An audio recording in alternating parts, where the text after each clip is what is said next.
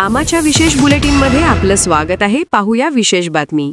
अब्दुल सत्तार पुन्हा अडचणीत। आमदार निधीतून स्वतःच्या शिक्षण संस्थेला रुग्णवाहिका दिल्याचा आरोप, न्यायालयाने दिले पोलिसांना तपासाचे आदेश। शिंदे सरकारमधील शिवसेना आमदार अब्दुल सत्तार पुन्हा एकदा वादाच्या भोवऱ्यात सापडले आहेत। 2014 मधील एका प्रकरणात न्यायालयाने पोलिसांना तपास करून अहवाल सादर करण्याचे निर्देश दिल्याने त्यांच्या अडचणी वाढण्याची शक्यता आहे।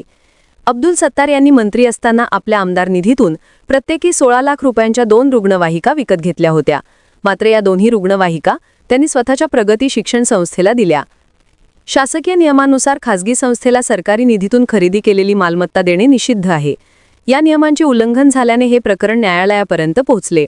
या संदर्भात गणेश शंकरपल्ली यांनी पोलिसांत तक्रार दाखल केली होती, परंतु पोलिसांनी कारवाई केली नाही। त्यामुळे त्यांनी सिल्लोड न्यायालयात धाव घेतली।